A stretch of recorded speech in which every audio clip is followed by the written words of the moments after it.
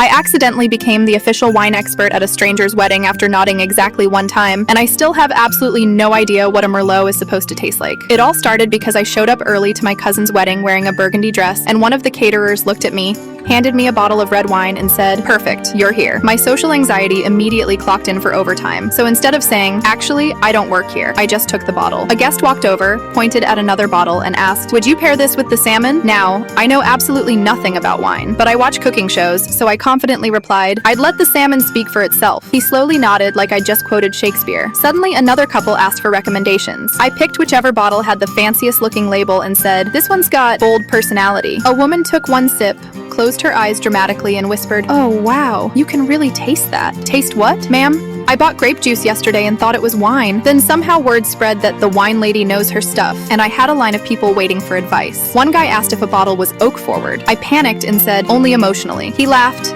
then repeated my answer to his wife like it was a real wine term. I couldn't escape because every time I tried walking away, another guest intercepted me with another question. At one point, I accidentally started making up descriptions like, "This one has strong Tuesday afternoon energy," and people actually wrote that down. The bride's uncle clinked his glass, pointed at me, and announced, "Let's hear it for our incredible sommelier." Everyone applauded while I stood there holding a bottle upside down because I didn't even know where the label was supposed to face. Then the actual sommelier finally arrived, looked at me, and asked, "Who are you?" Before I could answer, the bride interrupted and said, "She's been amazing." I apologized for the entire fake career I'd built in the last 30 minutes, expecting everyone to be furious. Instead, the real sommelier burst out laughing and admitted half the guests had been describing wine with words that made absolutely no sense anyway. Then he held up one of my recommended bottles and said, "Honestly, this is exactly what I would have picked." To this day, my cousin still introduces me as the accidental wine expert, even though I still choose bottles based entirely on whether the label looks expensive. So tell me, would you have confessed the second someone asked for wine advice? Or would you have kept improvising like I did? And what's the funniest situation where people thought you were an expert, even though you had absolutely no clue what you were doing?